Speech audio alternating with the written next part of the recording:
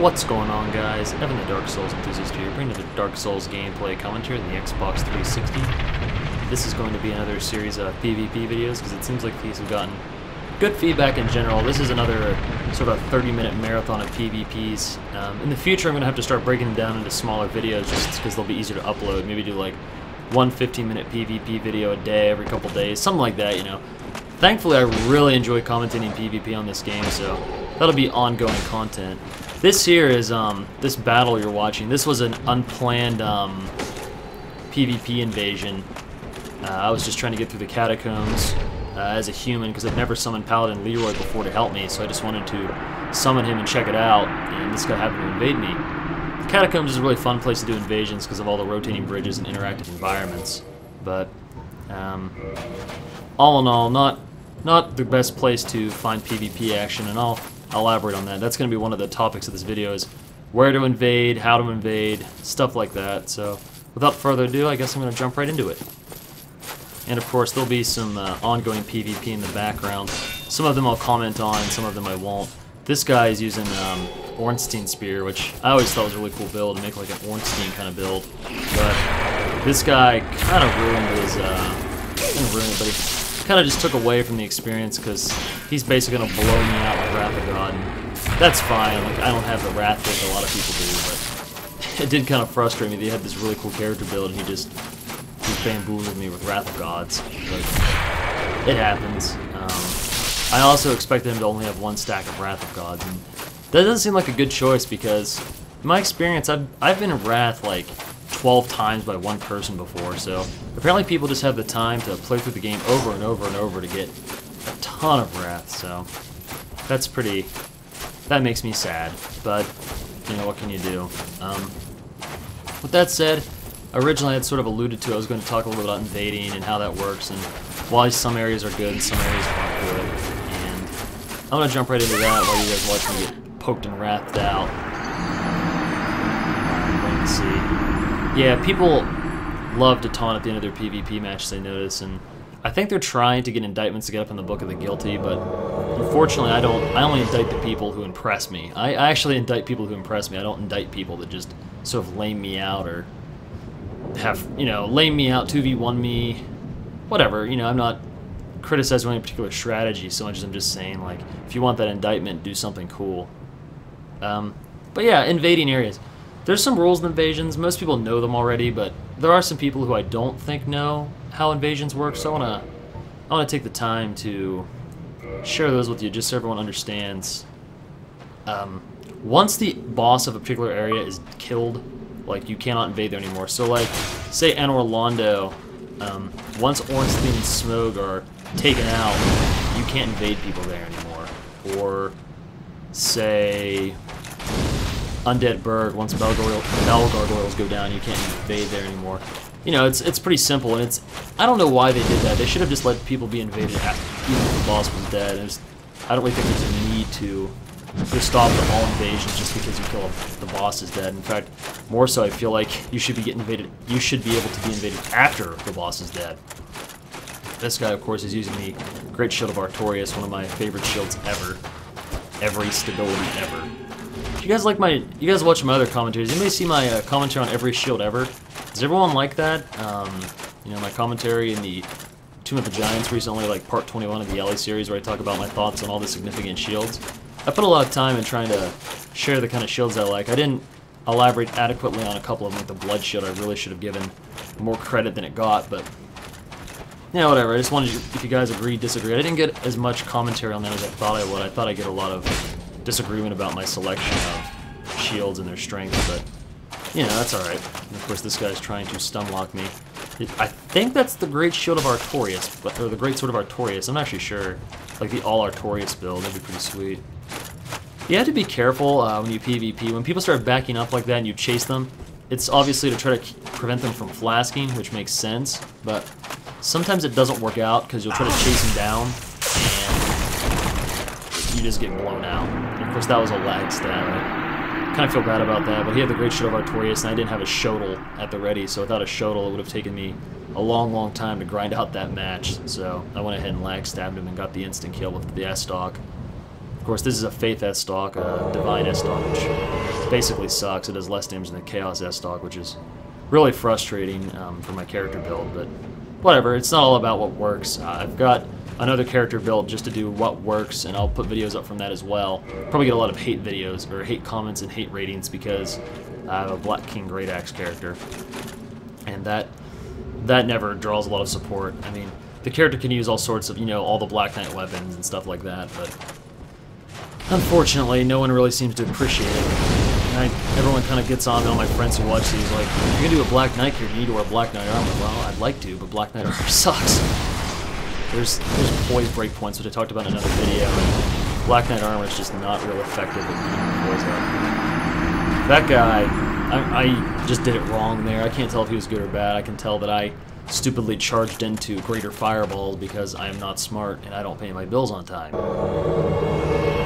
But I'm sort of jumping around from topic to topic. I really should take the time quickly to wrap up what I was saying about invasions. The best places to invade, therefore, are areas that the bosses are optional, because sometimes players will skip optional bosses, and anything that increases the population is a good idea. And people that want to PvP will intentionally avoid bosses. So like, bosses that can be bypassed, such as Lost Izalith, you can get good invasions there, Demon Ruins. Both of those places, the bosses are optional, like, because of the shortcut you can join the Chaos Covenant.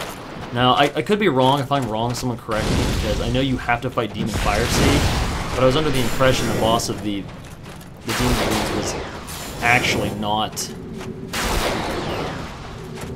Demon Fire Sage, but rather... Yeah, that's right. Demon Ruins, the boss of the Centipede Demon. Centipede Demon is optional, whereas the boss of Lost Izalith isn't optional, and that is the Bed of Chaos, and you have to put it in the That's as I understand it. If I'm wrong, someone correct me in the comments so I can put a little annotation in the video saying I don't know what I'm talking about. Other good areas are really anywhere, like I said, the boss is optional. There are other spots that I'm having a hard time thinking of what they are right now. Anything you can shortcut around. Blight Town, unfortunately, you have to kill the boss. Not that I'd really want to PvP in Blight Town, but that's just a thought. Thinking.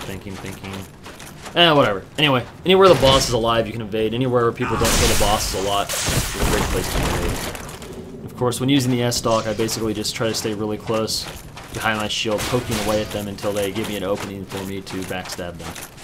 Not particularly effective against people with katanas because they can just bleed you out. Katanas in general are such a strong choice for PvP. Katanas are a fantastic choice. Black Knight Great Axes are both probably the easy mode. Like anything Dark Moon enchanted or Crystal Magic Weapon enchanted plus a katana is just a really good win combination. And I've got a Black Knight Great Axe character, and I'll probably be the last character I do on this game will probably be a Dex character, because I figure once I have a caster character, then once I have caster characters for Faith, Intelligence, and then I have a Dexterity character and a Strength character. While they won't be perfect builds, I can still rotate my weapons and my armor, and everything will be fine. Like the basic framework will be there. I accidentally did the prayer there. That's right, I don't really think the prayer is rude. The typical rude ones are the, well, that's it, is rude, the look skyward is rude, you know, and the procrastination ones are all probably pretty rude to do to people. And then I get invaded by Dark Spirit Onslaught here, and I'm like, wait, what? And this guy, this Onslaught guy, he's going to be a recurrent force in these videos with his Dark Moon Katana, and he's just going to blow me out, he's going to blow my opponents out. It's going to be bad. Like, I cannot deal with this guy. He's got a cookie cutter katana build. That's a washing pole. At least I believe that's a washing pole. And countering these things is tough. They just rush at you and basically just jab away. Like, he's just going to... I do get behind him and get the backstab there. That's pretty much what you have to do to beat him, is with this build, is to backstab them. The katanas have enough reach that my Estoc really isn't a big problem for him, because he knows he's not going to get staggered. Katana people are easy to beat if you have 76 poise at the break point, and you have a big weapon. Because at that point, he can hit me once, and then I can just pretty much accept that. He hits me once, and I just start bashing him with like a big weapon, and then my poise will allow me to keep hitting him. One thing that's important that I did in this fight, but he'll invade me later and I won't do it properly. Like, Dark Moonblade, you're only allowed to have one copy of each of the Covenant Miracles, so a great way to deal with it. Oh, I think I could have had him there when he was spamming all those rats if I had just used an invincibility frame on the roll to get behind him and jabbed him. Because he was spamming wrath over and over and over, if I had gotten behind him, I could have finished him off, like rolled through a wrath and backstabbed him for the win. Considering how many times this guy beat me tonight, I'm pretty upset I didn't. And I wasted my last wrath. Once again, if I had a second stack of wraths, probably could have won this much easier. Of course, at that point, he buffs his weapon, and I put my back to him when I heal because I'm an idiot. That was a really bad choice. I should have ran away from him to go get my heal off, but I didn't. Pretty much what could have been a win against a pretty skilled opponent, I just blew it. There I lost my camera lock on and got all screwed up, and then he took me out. And then, of course, he wants to taunt and show how awesome he is, even though he almost died numerous times, but whatever, you know, anything that makes him feel better. I don't really get too bent out of shape with his taunts. Every now and again, somebody gets to me, but that's pretty rare. And this guy's gonna buff, of course. Crystal magic weapon. Earlier I was getting invaded by some guy with, oh, like this build. This guy's got the Rickard's Rapier, crystal magic weapon, and he's just gonna... This thing does so much damage to the R2 combo. The pokes do so much damage, but it's not hard to deal with. He's got a lot of poise, though. Like, it's actually pretty effective against my build. Like, poise really warps this game's PvP, and that's another thing to keep in mind. If you run into these Rickard's Rapier people, just keep in mind that that combo eats your stamina. That's why they eat stamina grass and everything like that. So, like, once he starts poking, you won't have any stamina to block attacks. If you have something that can stagger him, you can use that to deal with the fight, really. Because you can stagger him out of the combo, and as long as you have, like, 55-ish poise, you can get poked over and over and be fine. Of course, I'm rat spamming like a jerk. And I didn't get my backstab there. I went for it, and I got behind him, and the game just didn't give it to me. It gave me the running poke, which does a fair bit of damage, but it doesn't do nearly as much as a backstab would have. A backstab might have outright killed him. So, at this point, his crystal magic weapon's worn off, and as long as I stay up in his face, he won't be able to buff.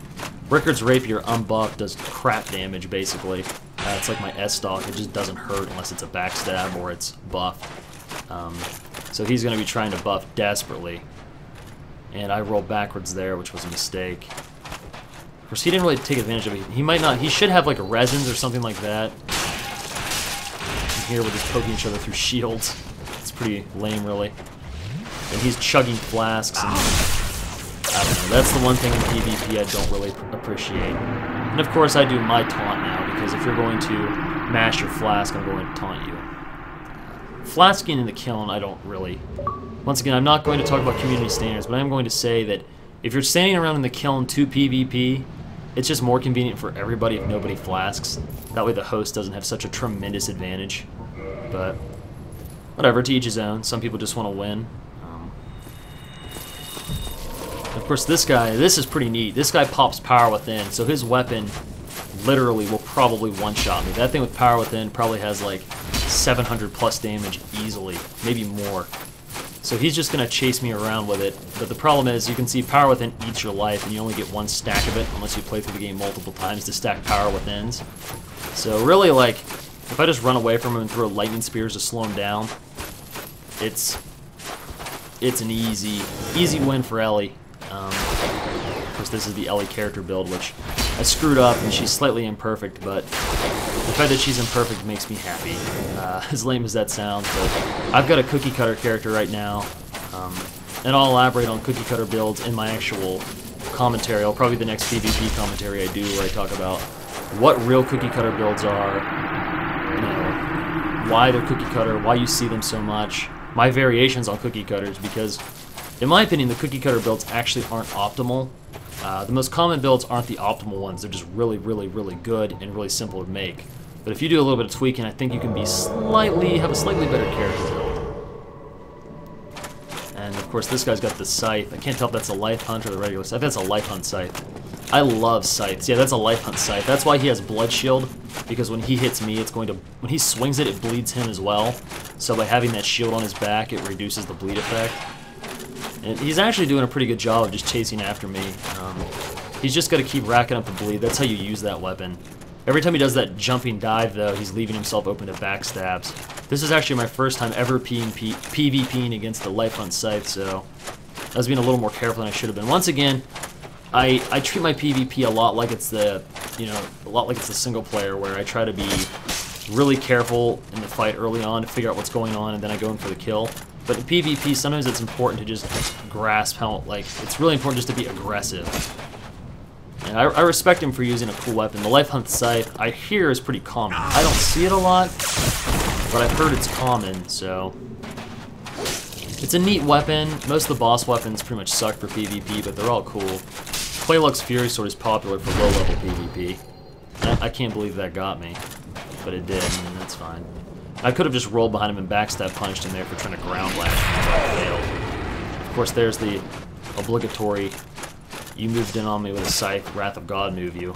And of course, people still don't like me using Wrath of God. Despite the fact that I have 50 points in faith, I clearly should not be using Wrath of God. Sorry guys, Wrath is here to stay. You're welcome to hate in the comments, I don't mind. Throw a dislike on the video. I want everyone to express themselves. Just keep it civil, don't get rude. There's some people on this channel who I really like seeing commenting on my videos, and I don't think they would appreciate a lot of, like, bantering. This is not a discussion forum. I'm open for a community, and I hope we can get some good conversations, but raging about Wrath use really isn't. Of course, this guy pops a flask, so I guess at this point I should just Wrath him silly. And somehow he gets to walk behind me there and backstab me, and then he's going to flask again. This time I'm ready for it, and I roll behind him, basically negate his one flask. This guy's got the Giant's armor. That's about as cookie cutter as it gets. Giant's armor is cookie cutter for days. That time I finally get him and I do my weird taunt. In retrospect, watching this video, I wish I had not dropped that taunt. That was uncalled for. I wrathed him, he flasked, and I kind of got angry that he was flasking. I really should just take the well that's it taunt off my taunt bar, just that way I can't do it easily. That would really cut down on my use of it, I think, and that's something I'm trying to do. I really think this game works better when everybody's polite. Now here's this guy with his Dark Moon blade, so I'm going to put on Anti-Magic Field, that way it does significantly less damage. Of course, this guy's a boss, and I actually kind of really like this character, but I might have to make it sometime. He basically has a Dark Moon blade. It's like Faith. Oh, screwed up so bad there, I can't believe I did that. I was trying to poke him through my Estoc, because I'm like, oh, I can just tank it all, but my bleed starts to rack up, and my stamina just gets molested, because he's striking and lowering it, and I'm screwing up. That's bad news bears. Completely, like I said, every time I PvP'd this guy, I did it really, really wrong. Other than the first time where I almost won and he got me. That was a good match, but from then on I was grumpy about it, and I just did not do it right from then on. Of course, this guy has, once again, the cookie cutter, and I try to get the parry there because I thought it was the only way I could come out and win, but I missed my parry, so whatever. Of course, he's mocking me, that's fine. I have to admit, like, excuse me, the parrying times are hard. Like, without a parrying dagger, I pretty much can't parry. Like, I have a parrying dagger, I can hit my parries somewhat frequently, but without a parrying dagger, I can't make it happen. I don't know if that's just like an Evan problem or if that's like a community problem. I mean, obviously the parrying dagger or a target shield or a heater shield, all of those will make parrying quicker, but unfortunately I just struggle. I don't know. I didn't record some gameplay I had earlier, which was really too bad. I had some pretty cool matches here in the kiln, but it was with the Black Knight Great Axe, and that's pretty much loathed by the community, and to some degree it's loathed by me, so. But it's sort of mandatory that everyone makes a strength character, and it's just such a strong strength weapon. Here's a little random PvP thing I've just discovered recently. Someone told me about it, one of my friends. Someone on the message board I talked to on a message board has mentioned it to me that, if you want to see a real strength weapon, try out the Golem Axe. So I did. I tried out the Golem Axe made from the Soul of the Iron Golem, the boss of Sin's Fortress. Man, that thing, that is the best stun-locking weapon I've ever seen. Like, I came out with 76 poise, which is the most common breakpoint. It's pretty much the standard for heavy weapons, and it it washed completely. I can't even begin to describe. And I'm going to lose to these guys, but spoiler alert, but I could have had them. They're not playing correctly at all, just not playing correctly either. Of course, anyone in full Havels is really hard to kill. Since they're not really here to PvP, they're here to kill Gwen. They're going to flask, and that's fine, you know, no beef. If I had like 6 rats, I really wish I would have. Of course, cartwheel right off the map. If I had 6 rats there, I probably would have used them and just blown them up. 2v1, I think pretty much anything goes. And here's my boy Onslaught again, ready to blow me out and just make me look bad on my commentaries. I'm really sorry I couldn't beat this guy in any of my matches, any of my bouts, guys. I feel like, you know, as a commentator who claims to not be like an expert at this game, but claims to not be too bad, I should be able to beat this guy once. And, you know, watching this video really helps me reflect on everything I did wrong, and I think if this were to happen again, I could do it. Now, I have equipment in my inventory to counter this kind of a build. My build is naturally weak to hit, that much is true. There, I tried to use the wrong spell on my thing. Once again, if I had had a stack of 6 Wraths there, I would have just won, but I didn't. Anything, all sorts of things I could have done to do that better.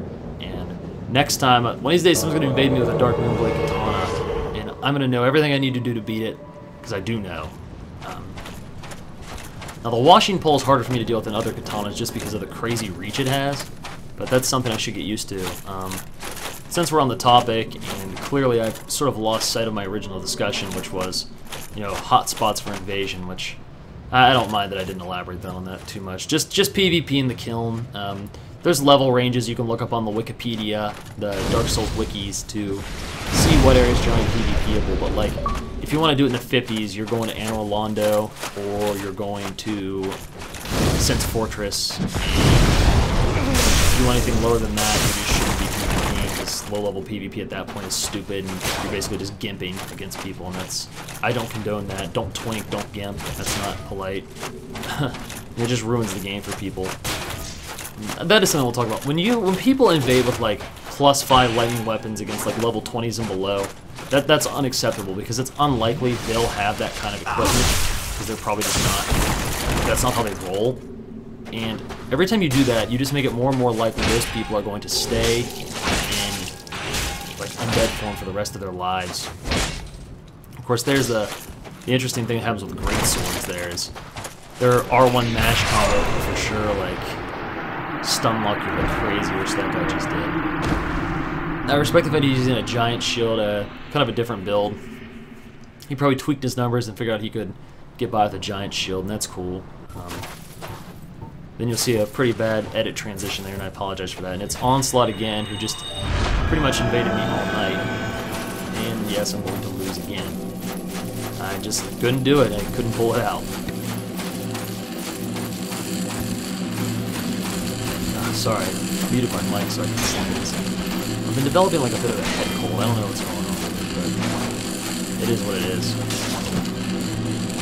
Yeah, once you get about the 100 range, you can pretty much go to any of the areas after you have the Ward Vessel and have a fair chance of running into people. Demon Ruins is your best shot, probably. Catacombs, just because it takes a while to get through them. If you're invading the Tomb of the Giants, that's just crazy. That's a terrible place to PvP, unless you're just doing it for the cool factor. And of course, there's the hot spots for all level ranges. The Kiln, you can find something at the Kiln at any range. The Forest, you can find something at the Forest at any range. Because the Forest, there is no level restriction. So in the Forest, God knows what you run into. You have to be a man to PvP in the Forest, and someone who has a distaste for the unfair. Here comes the anti-magic field, so I can't wrap him. Should just run away. I could hold my shield up and tank him for days. Literally for days. Once his anti-magic field breaks, I can wrath spam him, which is appropriate in the situation. That was the close thing. Praise for him. Thanks, buddy. And I can most importantly, you can only have, I can't emphasize that enough, these Covenant Miracles, the Dark Moonblade is a huge buff miracle. I mean, it makes your weapon so powerful, but you can only carry one copy of it because it doesn't let you get multiple copies Covenant Miracles. So if you just run away, you can grind it out. That's pretty much all I need to do to beat him, is just wait it out, play smart, don't feel like I have anything to prove, but I didn't do that. Here's another Ornstein Spear dude. One of my favorite weapons ever, despite how bad it is. I love it. That thing has so much reach. Like, its visual length does not give it credit. That thing has so much reach.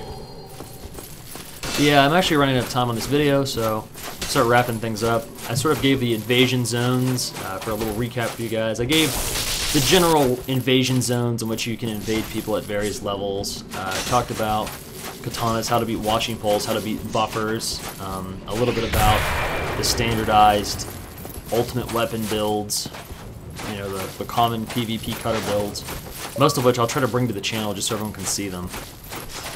And I've got one more video series in the kiln to post, and then I've got to go get some new footage with my Black Knight Great Axe so I can show everyone just how lame the weapon is. That's not to fault anybody for using it. I use whatever you like. I'm just saying that it's really easy to use. Like, not a whole lot of finesse with that weapon. And you'll see that when I PvP it. I hope you guys are enjoying these PvP videos. I'm getting a lot of comments and likes, and I really appreciate the encouragement. This is a small channel trying to survive without a Call of Duty fan base, especially because my original fan base was Call of Duty, so you know, I've really cut back on my Call of Duty videos because I just don't want to play it. And I'm going to be probably doing some Operation Raccoon City.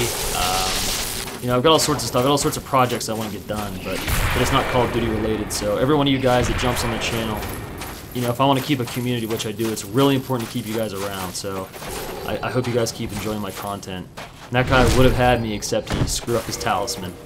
And I'm just going to take my win now. And in on this unglorious time. Alright guys, thanks for watching, and I hope to see you next time.